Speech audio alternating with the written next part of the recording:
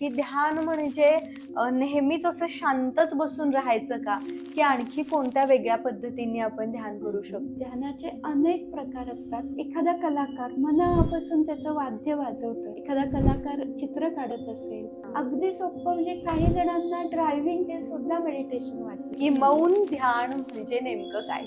मौन ध्यान म्हणजे शरीर आणि मनाला पुन्हा उत्साही आनंदी करण्यासाठी रिस्टार्ट बटन आहे असं आपण समजूया. आरोग्यासाठी ध्यानाकडे लक्ष केंद्रित करण्यासाठी तुम्ही काय सांगाल? मेंटेन करण्यासाठी आपल्याला कुठेतरी आतला अंतर्मनाचा विचार थोडा वाढवला पाहिजे. हा विचार अगदी उपनिषदांपासून आहे. आपली भारतीय संस्कृती इतकी समृद्ध होती की उपनिषदामध्ये सुद्धा आरोग्याचा विचार करताना प्रथम पायरी त्यांनी थोडं मौन ध्यानालाच दिले आहे. ध्यानामध्ये आपली अपूर्ण राहिलेली झोप पूर्ण होते. ध्यान आणि झोप यात खूप फरक आहे. मौन ध्यानाचा आरोग्यावरती काय आणि कसा परिणाम होतो? आरोग्यम धनसंपदा ही सिरीज आपण डॉक्टर जयश्री कुलकर्णी मॅम यांच्यासोबत करतोय. याच्या पूर्वीचे भाग जर तुम्ही पाहिले नसतील तर प्लीज पहा. मी लिंक्स खाली डिस्क्रिप्शन बॉक्स मध्ये देतेय. जे नवीन आपल्या चॅनलला जॉईन झालेत त्यांच्यासाठी मॅमची ओळख पुन्हा एकदा सांगते. आपल्या सोबत आज आहेत डॉक्टर जयश्री कुलकर्णी मॅम, ज्या MD होमिओपॅथ आहेत आणि ज्यांचा 30 वर्षांहून अधिक अनुभव आहे. सांगलीमध्ये असतात मॅम आणि त्यांना स्त्रियांच्या मनाविषयी, स्त्रियांविषयी बोलण्यामध्ये, त्यांना समजून घेण्यामध्ये आणि आम्हाला सर्वांना छान समजावून सांगण्यामध्ये खूप जास्त इंटरेस्ट आहे. त्यांना या गोष्टी खूप आवडतात आणि त्या आपल्याला नेहमीच छान मार्गदर्शन करत असतात. आजचा आपला भाग आपण सुरू करूयात. जर तुम्ही आपल्या चॅनलवरती नवीन असाल तर प्लीज आपल्या चॅनलला सबस्क्राईब करा, कारण अशाच वेगवेगळ्या नवनवीन छान आपलं रोजचं आयुष्य सोपं करणाऱ्या विषयांवरती आपण नेहमीच बोलत असतो. आपला विषय आहे मौन ध्यान आणि आरोग्य. तर पहिला प्रश्न मला हाच विचारायचा आहे की मौन ध्यान म्हणजे नेमकं काय? अगदी छान. आपण नेहमीच पाहतो की आत्ताचं हे जे जग आहे हे प्रचंड धावपळीचं आणि आपण जेवढी बाह्य धावपळ चालू आहे त्याहून अधिक आपल्या मनाच्या विचारांचा वेग खूप वाढलाय. आणि अशा वेळेस आरोग्य छान राखण्यासाठी अनेक शोध आहेत, अनेक प्रकारे अनेक जण प्रयत्न करतात. पण बीइंग डॉक्टर मला नेहमी प्राथमिक मूलभूत गरज वाटते की आपण आरोग्याकडे पाहण्यासाठी आपल्या प्रत्येक व्यक्तीच्या शरीरातच एक हिलिंग कपॅसिटी आहे आणि ही हिलिंग कपॅसिटी शोधणं आणि त्या हिलिंग कपॅसिटीला प्रोव्होक करणं यातील पहिली पायरी म्हणजे मौन ध्यान. आता मौन ध्यान या शब्दातच आपल्याला काय म्हणायचं हे थोडंफार समजू शकतं. ध्यान हे मौनातूनच सुरू होतं. ध्यान हे आपल्या सर्वांना माहिती आहे, परंतु त्याला स्पेसिफिक मौन ध्यान असं म्हणायचं कारण की मौन हे केवळ बाह्य मौन नव्हे. म्हणजे मी कोणाशीच न बोलता शांत बसणे म्हणजे मौन हे तसं वरवरचं झालं. पण न बोलताही विचारांच्या गतीलाही थोडं शिथिल करणं, विचारांनाही थोडं शांत बसण्यासाठी प्रोव्होक करणं म्हणजे मौन. हे बाह्य मौन का गरजेचं आहे? कारण बाह्य मौन हे आपल्या अंतर्मनाच्या प्रवासासाठी उघडलेलं द्वार आहे. आपण जोपर्यंत बाह्य मौन सुरुवात करत नाही तोपर्यंत आपलं मन अंतर्मनाकडे वळत नाही.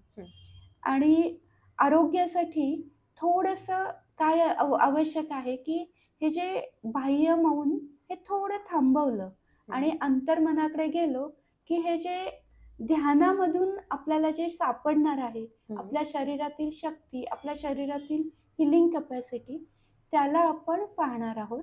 आणि त्यासाठी हे अगदी थोडक्यात मौन ध्यान म्हणजे शरीर आणि मनाला पुन्हा उत्साही आनंदी करण्यासाठी रिस्टार्ट बटन आहे असं आपण समजूया. अगदीच अगदीच. म्हणजे आपल्या शरीराला हील करण्याची कपॅसिटी थोडक्यात आपण आपल्या हाती घेऊ शकतो, ते आपल्यामध्ये आहे. अगदी पुढे जाऊन असं विचारायचंय की मौन ध्यानाचा आरोग्यावरती काय आणि कसा परिणाम होतो? निश्चितच. आरोग्य हे प्राथमिक स्वरूपात नेहमी पाहतो की मानसिक आरोग्य, शारीरिक आरोग्य, सामाजिक आरोग्य आणि स्पिरिच्युअल आरोग्य. हे सर्व जे आरोग्याचे आयाम आहेत हे हँड इन हँड असतात. कुठलंच आरोग्य, माझं शारीरिक आरोग्य खूप छान आहे, मी खूप स्ट्रॉंग आहे, म्हणजे जरुरी नाही की माझं मानसिक आरोग्य चांगलं आहे. त्यामुळे आपल्याला खरं सर्वांगीण आरोग्य हवं असेल तर शारीरिक, मानसिक, सामाजिक आणि स्पिरिच्युअल सर्व आरोग्याच्या या पैलूंना जाणून घेणं आणि त्यातील पहिली पायरी म्हणजे मानसिक आरोग्य. आणि मनाच्याही अगोदर, या मनाच्याही बुद्धीच्याही अगोदर काहीतरी आपल्या प्रत्येकाच्या शरीरात एक इनविजिबल काहीतरी एक चैतन्य आहे आणि त्या चैतन्याकडे, आपल्या अंतर्मनातील सुप्त शक्तीकडे वळण्याच्या प्रवासासाठी हे आपण मौन ध्यान सुरू करतो. तर आरोग्याला सर्वात प्रथम आपण जास्त आज पाहणार आहोत की याचा जी संलग्नता आहे ती मनाशी कशी होते. तर मन, नर्वस सिस्टीम, आपल्या ब्रेनमध्ये, नर्वस सिस्टीममध्ये भावनांचे एक सेंटर असतं की जे भावनांना समतोल राखण्यासाठी अत्यंत उपयुक्त असतं. आता आपण मन, भावना हे सर्वांना माहीत आहे, पण ब्रेनमध्ये जी सिस्टीम आहे लिंबिक सिस्टीम, लिंबिक सिस्टीम ही काय असते, भावनांना नियंत्रित करणारी एक ब्रेन मधली सिस्टीम आहे. आणि या ब्रेन मधल्या लिंबिक सिस्टीम मध्ये ॲमिग्डाला म्हणून एक सेंटर आहे की जे मुख्यतः प्रामुख्याने भीती, राग, आनंद या सर्वांना थोडे केंद्रित करतं, त्याच्यावर जे ॲक्शन होते, प्रोव्होक करतं, हे सगळं या सेंटरशी निगडीत असतं. जेव्हा आपण ध्यान करतो, मौनात राहून ध्यान करतो, ध्यान करतो म्हणजे काय की थोडंसं विचारांना नुसतं थांबवायचं नाही. विचार येणार, मानव आहोत, माणसाला सतत विचार असतात आणि या जगात तर विचारांचा धावती स्पर्धा आहे. विचार नाहीत असं अगदी छोटं मूल सुद्धा सापडणार नाही. तर या विचारांना जेव्हा आपण ध्यान करतो तेव्हा विचारांना थांबवत नाही, नुसतं ऑब्झर्व करतो. आपण तटस्थ ऑब्झर्वर असतो आपल्या विचारांकडे, म्हणून मौन ध्यान. नुसतं ध्यानामधली ही पहिली सुरुवात मौन. त्यामध्ये जेव्हा आपण ध्यान करायला सुरुवात करतो तेव्हा आपल्याच विचारांकडे आपण तटस्थ बघतो आणि जेव्हा हे आपण तटस्थ पाहू लागतो त्या विचारांची गती हळूहळू, एकदम लवकर येत नाही, पण ही सुरुवात आहे. हळूहळू टप्प्याटप्प्याने विचारांची गती ही स्लो व्हायला लागते आणि विचारांची गती कमी झाली की हळूहळू असं एक न्यूरोसायन्समध्ये आता रिसर्च मांडला गेला आहे की जेव्हा आपण या ध्यानाच्या प्रक्रियेत पुढे जातो तेव्हा आपल्या ब्रेनमधल्या हे ॲमिग्डाला जो सेंटर आहे तो जो सतत प्रोव्होक होत असतो, आपल्याला भीती, एन्झायटी या भावना सतत प्रक्षेपित करत असतो, तो थोडा काम डाऊन होतो आणि त्यामुळे ब्रेनची जी वेव्ज असतात, ब्रेनमध्ये कुठलाही प्रोव्होकिंग फॅक्टर आला की वेव्ज निर्माण होतात आणि या ब्रेनमध्ये alpha waves, beta waves, gamma waves असे वेव्ज असतात, असे आता सिद्ध झाले आहे. तर जेव्हा आपण शांत होतो, अंतर्मुख होतो, तेव्हा काय होतं की अल्फा वेव्ज हे जास्त प्रमाणात निर्माण होतात. अल्फा वेव्जचं महत्त्व कशासाठी आहे की जेव्हा अंतर्गत शांतता वाटणे, क्रिएटिव्हिटीला पोषक निर्माण होणं आपल्या ब्रेनमध्ये, मनामध्ये, त्यासाठी अल्फा वेव्ज खूप गरजेचे असतात. जेव्हा संशोधन करण्यात आलं की एखादी व्यक्ती खूप शांत असते, खूप आणि तिच्यामध्ये खूप शांत आणि सुस्थिर क्रिएटिव्ह विचार असतात, तेव्हा तिच्या ब्रेनमध्ये अल्फा वेव्ज जास्त प्रमाणात आढळतात. एखादी व्यक्ती जेव्हा खूप अँशियस होते, एखादा तिला ताण येतो, स्ट्रेस येतो, जेव्हा आपण नॅचरल फाईट किंवा फ्लाईट मोडमध्ये जातो तेव्हा बीटा वेव्जचं प्रमाण थोडं वाढतं. बीटा वेव्ज आवश्यक आहेत प्रतिकार शक्तीसाठी, जे आपल्याला प्रतिकार तर करावा लागतो, पण बीटा वेव्जचं अतिरिक्त असणे योग्य नाही. त्यासाठी आपल्याला अल्फा वेव्ज आणि गॅमा वेव्ज लागतात. गॅमा वेव्ज काय करतात की जे साधक अवस्थेत जरा पुढे गेलेत त्यांच्यामध्ये गॅमा वेव्ज जास्त सापडतात. ज्या व्यक्तीमध्ये करुणाभाव अधिक आहे, ज्यांच्यामध्ये डीप अंतर्गत शांतता आहे, त्यांच्यामध्ये गॅमा वेव्ज सापडतात. ही झाली खूप पुढची अवस्था. पण आपल्याला अगदी सोप्या भाषेत रोजचा जो धावपळीचा टाइम मॅनेजमेंटचा जो काही धावपळीचा पैलू आहे तो आपल्याला नीट हँडल करण्यासाठी जेव्हा आपण हे ध्यान सुरू करू तेव्हा मानसिक पातळीवर अल्फा वेव्स ह्या जनरेट होतील, गॅमा वेव्स या सुद्धा जनरेट होतील आणि काय होतं की याबरोबर तेवढंच महत्त्वाचं आपल्या ब्रेनमध्ये, नर्वस सिस्टीममध्ये प्री फ्रंटल कॉर्टेक्स असतं, जे निर्णय क्षमतेसाठी, मेमरीसाठी खूप महत्त्वाचं आहे. तेही थोडं काम डाऊन व्हायला लागतं. कारण विचारांना आपण जेव्हा मौन पाळतो तेव्हा विचारांची साखळी प्रोव्होक करणारी थोडी कमी होते. मौन म्हणजे नुसतं मौन नाहीये इथे, की आपण कशावर तरी लक्ष केंद्रित करण्याची ही म्हणजे अनेक विचारांच्या गर्दीतून थोडं मनाला सांगून थोडं फोकस वाढवणं आणि मग हळूहळू मौनाची ही पायरी पुढे जाते. तर या सर्व टप्प्यांमध्ये काय होतं की जेव्हा फ्री फ्रंटल कॉर्टेक्स सुद्धा थोडा काम डाऊन होऊ लागतो तेव्हा आपली मेमरी खूप स्ट्रॉंग होते. लॉंग टर्म मेमरीमध्ये आपल्याला जास्त प्रमाणात रिसेप्टिव्हिटी वाढते आणि हिप्पोकॅम्पस एरिया हा सुद्धा आपल्या ब्रेनमध्ये असतो. त्याचाही स्टुडंटला हे खूप महत्त्वाचं आहे. मला प्रत्येक पालकांना सांगावं वाटतं की खूप अभ्यास करा, 10वी 12वी वैद्यकीय, मेडिकल असेल, इंजिनिअरिंग असेल, तेव्हा जर तुमच्या मुलांना तुम्ही जर यशस्वीरित्या पटवून देऊ शकला 10 मिनिटाच्या ध्यानाचं महत्त्व, तर हे शास्त्रीय दृष्ट्या सिद्ध होतं की हा जो सेंटर आहे मेमरीचा किंवा क्रिटिकल थिंकिंगमध्ये योग्य प्रकारे उत्तरे आठवण्याचा, हा सुद्धा या ध्यानाने खूप सुरळीत होतो आणि आपली कपॅसिटी लक्षात ठेवण्याची, एकाग्रतेची खूप जास्त वाढते. त्यामुळे मानसिक आरोग्य सुधारण्यासाठी खूप उपयोग होतो. दुसरी गोष्ट, ध्यानामुळे काय होतं, जेव्हा आपल्याला ही नर्वस सिस्टीम काम डाऊन होते त्याच वेळी अर्थातच हे जे हार्मोन्स आहेत, जे आपल्याला स्ट्रेस हार्मोन्स म्हणतो आपण, कॉर्टिसोल, हेही थोडे कमी होऊ लागतात. सतत जेव्हा आपण रोज ठराविक वेळी ठराविक मिनिटे जर आपण रोज ध्यान केलं तर एक रिसर्च आहे की तुम्ही मला प्रॉमिस करा की 21 दिवस मी हा प्रयोग करेन.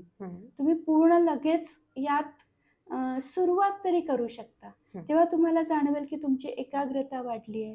तुम्ही सतत रिॲक्टिव्ह होण्यापेक्षा रिस्पॉन्स द्यायला शिकाल आणि त्यामुळे तुमचं मन शांत होऊन निर्णय क्षमता वाढेल, मेमरी वाढेल आणि मग स्ट्रेस हार्मोन्स कमी होऊन तुमच्या हृदयावर येणारा ताण कमी झाला की जे आजार आहेत, ब्लड प्रेशर, डायबेटीस, यांना कंट्रोल होण्यासाठी सुद्धा खूप मदत होते. त्यामुळे शारीरिक आजारांवर सुद्धा या ध्यानाचा परिणाम खूप सुंदर होतो. या मौन ध्यानाचा परिणाम सर्वात प्रथम आजार होऊच नये म्हणून हा होतोच, पण ज्यांना आत्ता काही या आत्ताच्या जीवन राहणीमुळे जे काही आजार होतात त्यांची औषधं चालूही असतात, पण त्या औषधांना आणखी छान पद्धतीने कार्य करण्यासाठी जर तुम्ही हे 10 मिनिटाचं 15 मिनिटाचं मौन ध्यान सुरू केलं तर तुमच्या औषधांनाही लवकर रिस्पॉन्स मिळेल आणि त्यामुळे तुमचं मानसिक आणि शारीरिक आरोग्य अधिक छान स्ट्रॉंग होईल. म्हणूनच इथे हे आरोग्याच्या मध्ये आपल्याला ध्यानाचा उपयोग करून घेता येतो. ओके, खूप छान. म्हणजे आपण ध्यानातून किती गोष्टी अचीव करू शकतो हे आज सर्वांनाच कळतंय. बरोबर. आता पुढचा प्रश्न असा विचारायचा आहे की आरोग्यासाठी ध्यानाकडे लक्ष केंद्रित करण्यासाठी तुम्ही काय सांगाल? आरोग्यम धनसंपदा आपण नेहमीच म्हणतो की आत्ताच्या काळात जे अगदी लहान मुलांपासून ते आपण मोठ्या स्त्रिया असो, कोणीही असो, सर्वांना आरोग्याचं महत्त्व आता खूप गरजेचं आहे. कारण आपल्याला काही अचीव करायचं असेल, आपली प्रत्येकाची ड्रीम्स असतील, तर सर्वात प्रथम काय लागतं तर आरोग्य. ज्याचं आरोग्य छान आहे, समतोल आहे, तोच हे सर्व अचीव करू शकतो. आता आरोग्य मेंटेन करण्यासाठी प्रथम आपण आहार पाहतो, व्यायाम पाहतो, काही औषधांकडे जातो, टॉनिक पाहतो, मिनरल्स, विटॅमिन्स, हे सगळं पाहतो. त्या प्रकारेच हे बाह्य झालं, हे सर्व बाह्य गोष्टी झाल्या. पण या सर्व आरोग्य मेंटेन करण्यासाठी, आरोग्याचा समतोल म्हणजे साधण्यासाठी सर्वात महत्त्वाचं काय असेल तर ते आपल्या आतच आहे. तुझं आहे तुझं पासी असं होतं. म्हणजे हे आपण पाहतो की 21व्या शतकामध्ये आरोग्याच्या तक्रारी इतक्या सुविधा वाढल्यात, इतके औषधांचे शोध, उपचाराचे प्रक्रिया खूप सुंदर वाढल्यात. पण आजार कंट्रोल व्हायला तेवढा आपण सक्सेस नाही झालेलो. उलट आजारांचे प्रमाण, निरनिराळे प्रकार खूप वाढलेत. त्याला कारण आपल्याला आरोग्य प्रथम मेंटेन करण्यासाठी आपल्याला कुठेतरी आतला अंतर्मनाचा विचार थोडा वाढवला पाहिजे. हा विचार अगदी उपनिषदांपासून आहे. आपली भारतीय संस्कृती इतकी समृद्ध होती की उपनिषदामध्ये सुद्धा आरोग्याचा विचार करताना प्रथम पायरी त्यांनी थोडं मौन ध्यानालाच दिले आहे. म्हणजे अगदी थोडक्यात तुरीय अवस्था म्हणतात, 4 अवस्था सांगतात. त्यामध्ये विचाररहित अवस्था, पण नुसतं ब्लँक नव्हे, विचाररहित अवस्था, पण ती समाधानाची एक शाश्वत समाधानाची अवस्था निर्माण होणे. ती अवस्था येण्यासाठी उपनिषदांमध्ये काही आरोग्याच्या त्यांनी पद्धती सांगितल्या आहेत. उपनिषदांमध्ये जे सापडतं आपल्याला त्याचाच काहीसा भाग आता न्यूरोसायन्स रिसर्च करत शोधू लागला आहे. न्यूरोसायन्स ज्या टप्प्यावर आता पोहोचला आहे, मला वाटतं न्यूरोसायन्स मधल्या या शास्त्रीय विज्ञानाचे शोध जेव्हा कंप्लीट होतील तेव्हा त्या शोधांना उत्तर म्हणजे आपले भारतीय उपनिषद असतील. इतकं उपनिषद समृद्ध आहेत.